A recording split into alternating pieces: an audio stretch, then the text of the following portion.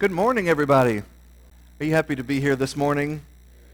What a beautiful morning it is. I know it's gloomy, and I thought I heard thunder just a second ago outside. So if you look out there, it doesn't seem very pleasant. But if you look in here, it is extremely pleasant. It is a wonderful thing for us to dwell together in unity, to worship our Father as one family.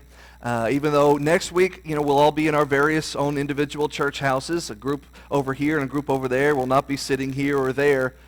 But these sort of Sundays, and the picnic that we have in the summer, and other opportunities that we take and that we make, we use as our way to remind ourselves. The Lord doesn't need the reminding. The world may need it. We may need it to remind us that even though some of us worship in different church houses in the city of Batesville, we all belong to the same Church of Jesus Christ. We all belong to the same family of Jesus Christ. We are all servants under the same God in Jesus Christ. And what a blessing that is. Are you thankful for the beauty of unity? I hope that you are. We get to express that on occasions like this. I don't want to take too much of your time. We've already had a great singing service, and we had a wonderful communion service. So we've had these opportunities now to do the various things that we do on our own in our own church houses, to do them all here under one roof. But I just want to leave you today with some parting thoughts, with some unifying thoughts, if you will. It is, of course, the first Sunday of the year. It is the first, it's the fifth day of the year, and so this is around the time when people are making New Year's resolutions. The thing about resolutions, they are very personal, they're very specific. You make a resolution for yourself that may not be applicable to somebody else. A person may say, I want to resolve to lose weight. That may not be a resolution you need to worry about. Some of us do, but you may not need to. You may say, I have this conflict, this person or these people that I have had some disagreement with, and it's gnawing at me that I haven't reconciled with them, and I want to resolve to make that reconciliation possible. You may be looking at your current employment and thinking about finding a better job, something like that can't have anything to do with me. It's solely about you, and so you'll make that resolution. And I pray that the rest of us will pray, that all of us will stick with it and attain some personal growth that comes with that. I don't remember where I read it, and 68% of all statistics are made up anyway, so we'll just pick a number and we'll say 75% of people who keep their New Year's resolutions and they hold on to them past the month of March will probably keep them for the rest of the year. I just made that statistic up, but that idea is there. There is some truth to that. I just don't remember the exact number there. But the idea is if you can hold on and develop those new habits for the first couple of months of the year, then those habits will take root, they will form, and then you will keep them going for the whole year long. The challenge comes in those first 6-8 weeks or so of the year where we're trying to break old habits that are hard to break and pick up new habits that are hard to hold on to. There are some resolutions that may, in making them and in trying to keep them, require us to break some old habits. There are some resolutions that all of us should be making that may take some work and some grind and some effort to hold on to them and to keep them, but if we will stick with it, if we will persevere in keeping those resolutions, these resolutions, the four we're going to talk about, then you will find the rest of your year and life will be all the better for it. And the great thing about it is, and this is just an expression of Christianity itself, it won't just be you benefiting from it, but everybody around you. The light that you shine as a result will spread, and everybody around you will benefit from you keeping these resolutions. The text was read to us just a moment ago. I'm going to read it to you one more time. It's 2 Corinthians 13, verse 11. Paul says, Finally, brethren, this is the old King James, Finally, brethren, farewell, be perfect, be of good comfort, be of one mind, live in peace.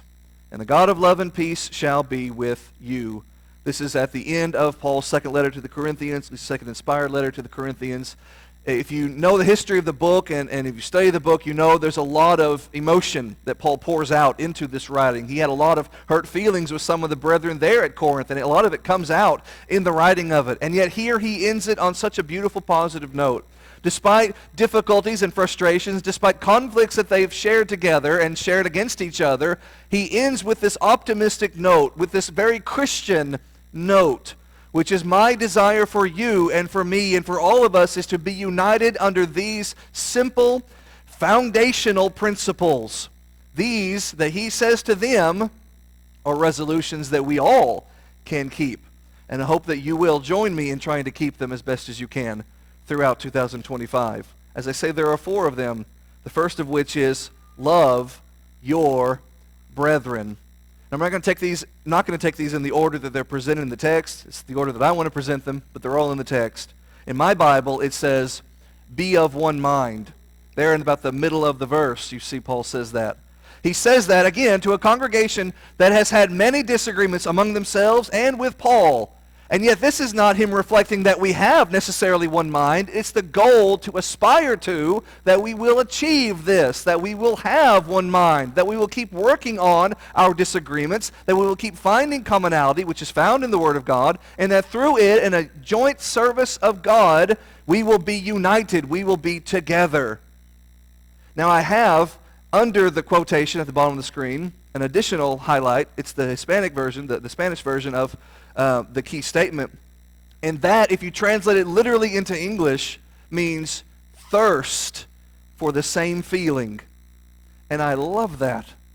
It expresses the idea of yearning. It takes that idea and it puts it into very literal terms, which is strive for this, cry out for this, scratch and claw to achieve this, yearn for this, thirst as a parched man thirsts for water. Thirst for what?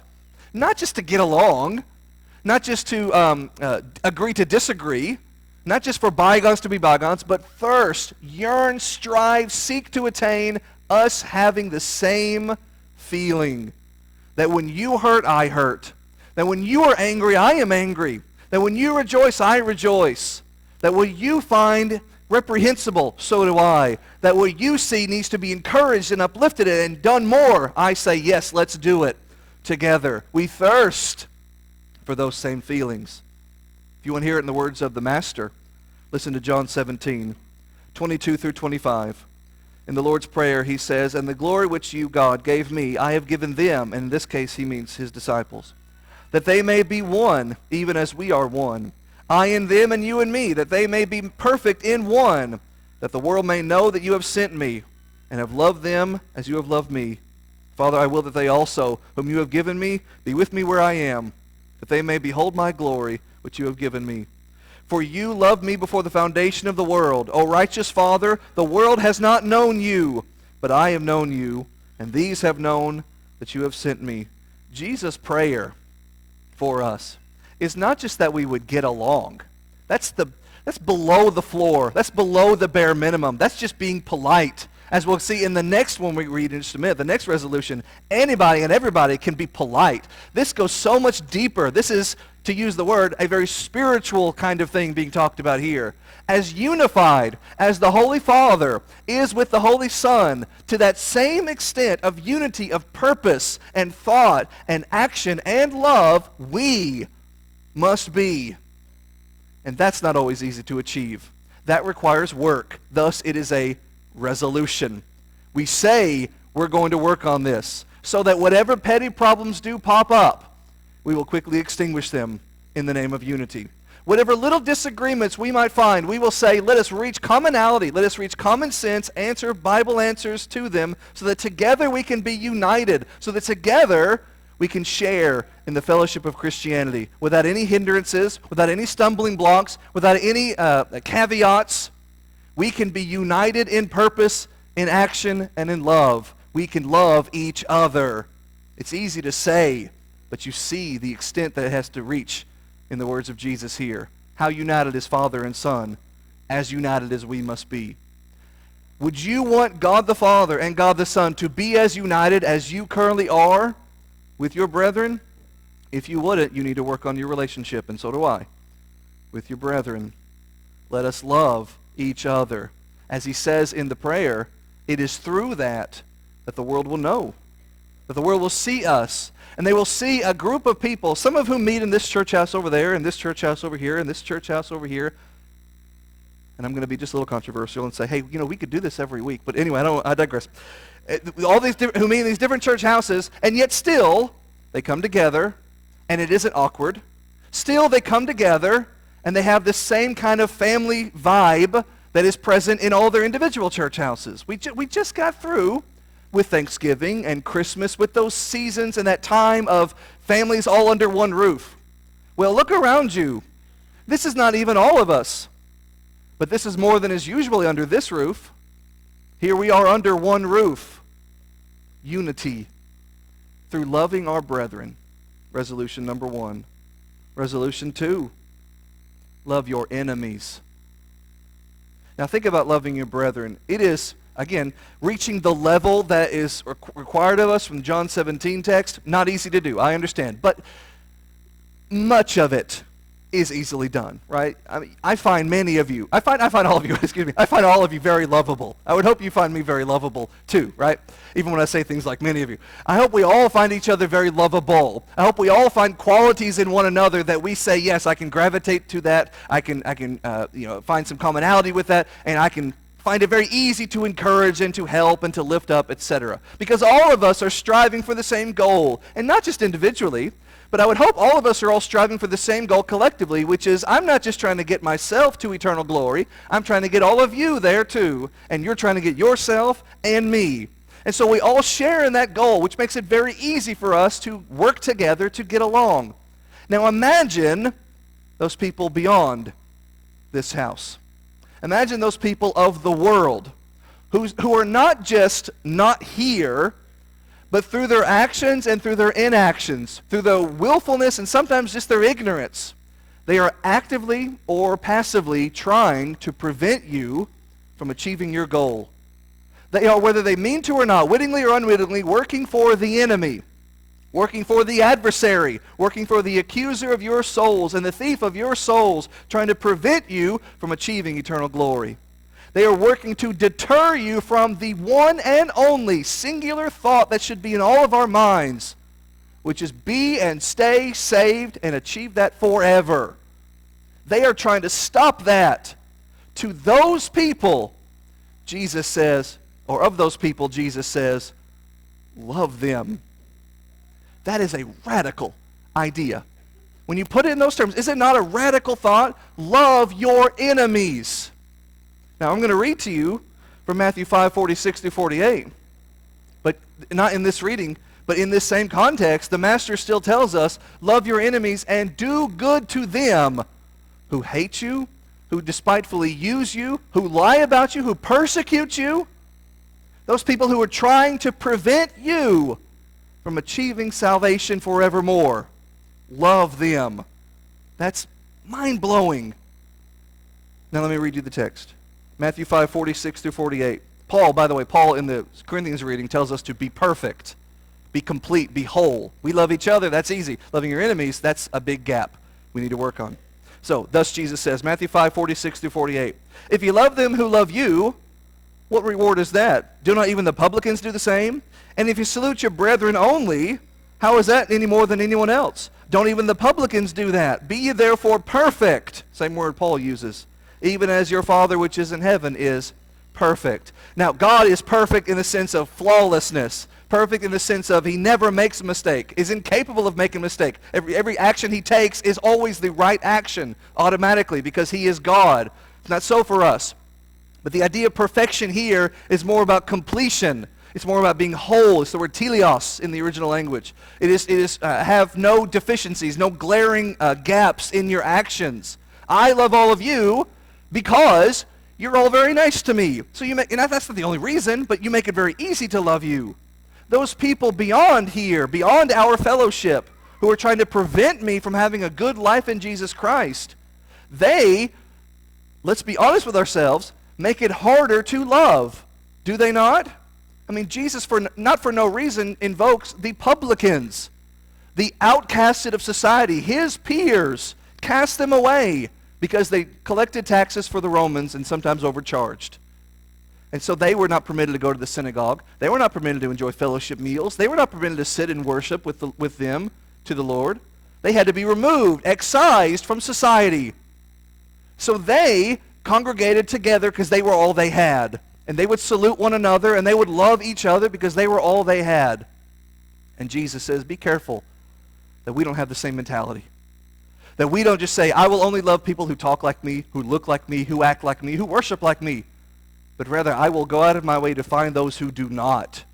And I will not just be polite to them. I will not just be helpful to them, I will be sacrificially loving to them. And if I am not, then there's just this big hole in my heart that is not being filled with my godly actions. And I need to be like God, whole, complete in my love. Does God only love those who love him? Absolutely not. God loved the world before it was lovable. So much so that he gave his only begotten Son, John 3:17. If God only loved those who loved him, he would not have sent Jesus to die to save the world. He would have sent Jesus to condemn the world, John 3:17. But that he did not do. Love like him. Be perfect. Be complete in your love. Find your enemies. Find those people who are actively opposing your faithfulness and go out of your way to be good to them. Resolution number 3, love your Christ. And not just, again, as with all of these, there's always some element that's easy to do, to some extent. And then there's that line, that wall that we find it difficult to cross over, that second mile amount of love, that extra and a special amount more than what is typical. Even with Jesus, there is that point. There is something inherently and naturally lovable about the idea of God coming in the form of a man to die for men, to save men from their sins. That is a lovable expression of sacrifice. We want to reciprocate with, at the very least, a baseline with kindness and with generosity and with respect and with a measure of love. But God, Jesus, does not tell us, give me a measure of love. He must collect all of your love. Thus the text, Matthew 19:21.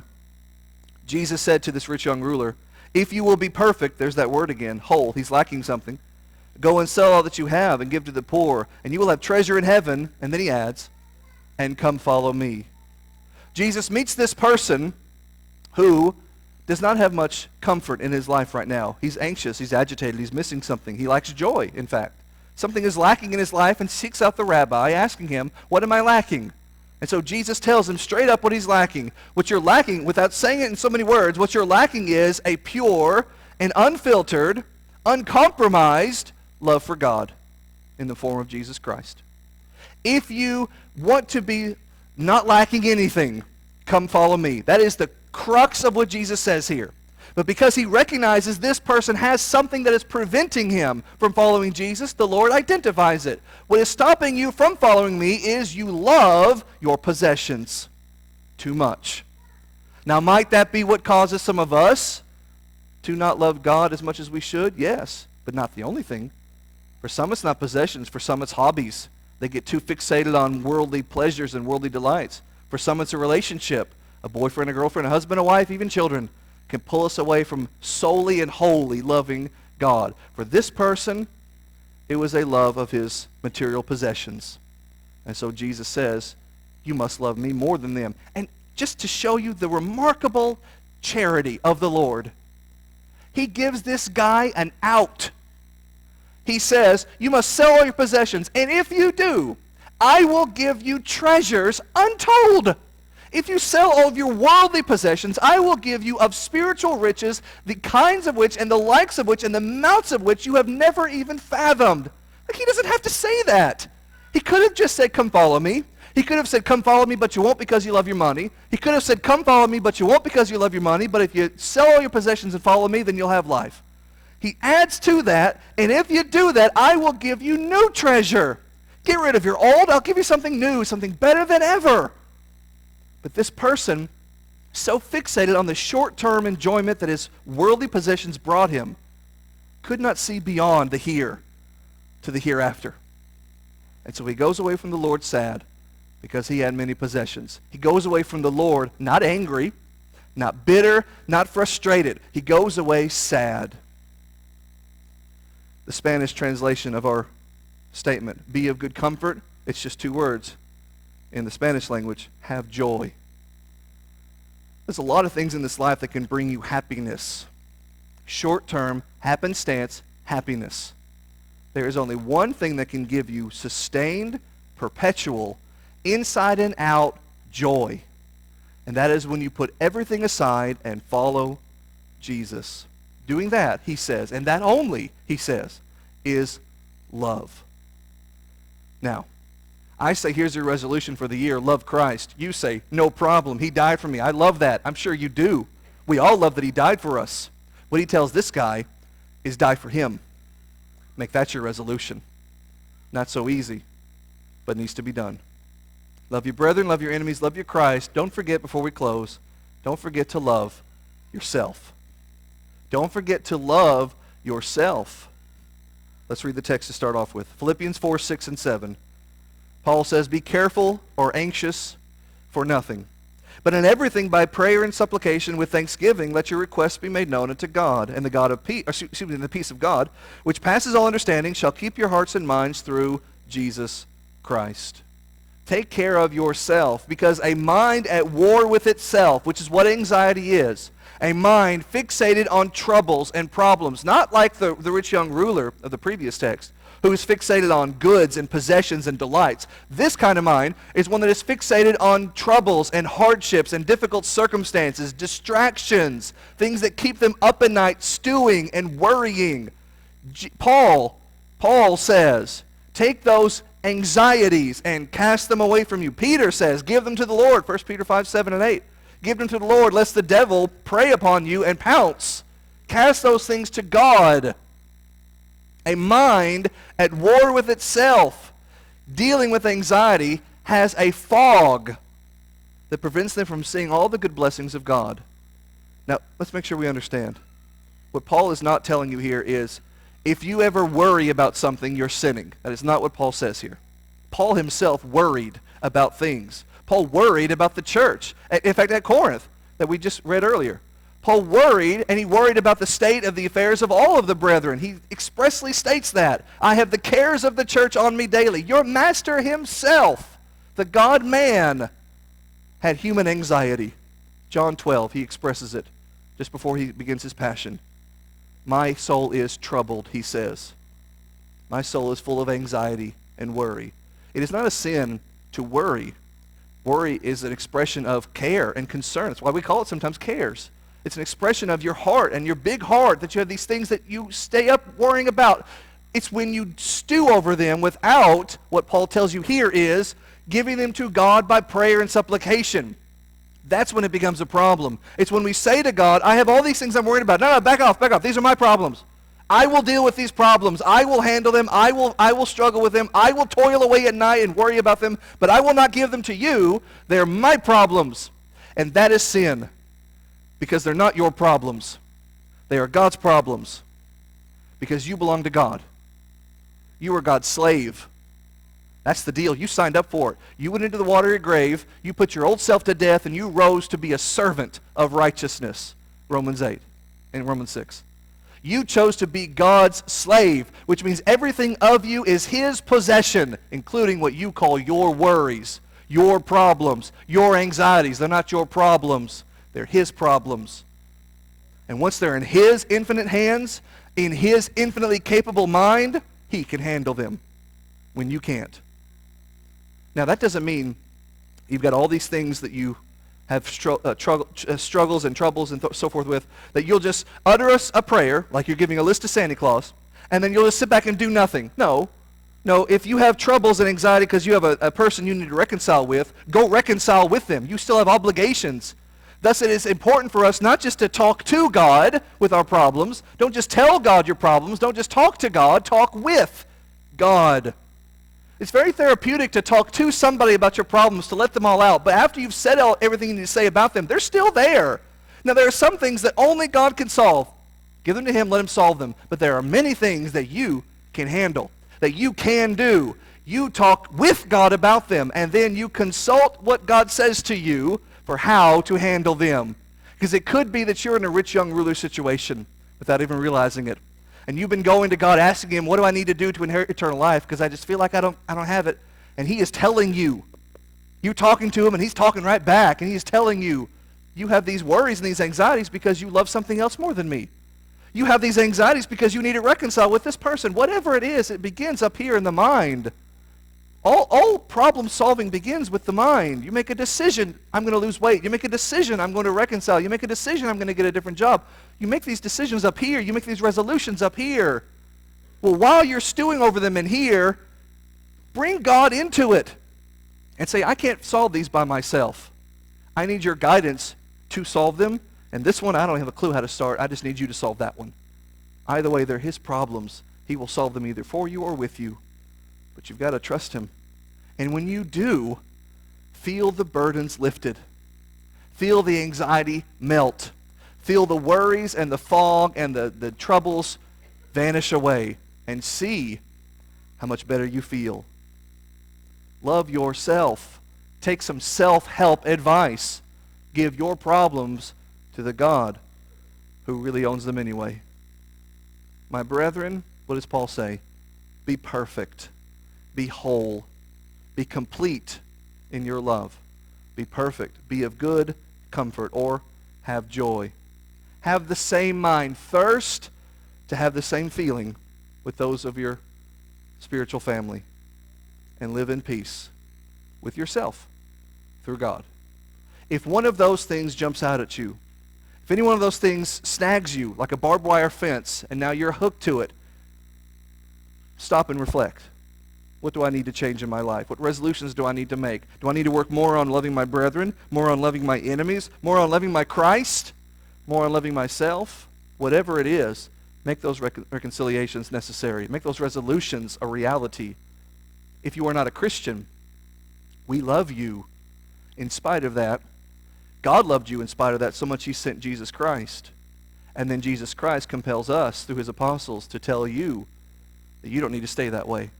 That you don't have to stay lost. That salvation has been brought down. That the shackles of sin have been broken. And that you have just been listening to a liar tell you you're still in prison. When you don't have to stay there. You can walk out scot-free, free indeed, in Jesus Christ. Take your old life of sin and bury it in the watery grave. Rise to walk a new life. Jesus' servant, which means he has possession of all you and all that ails you. If you have a need, make it known right now. Please come as we stand and sing.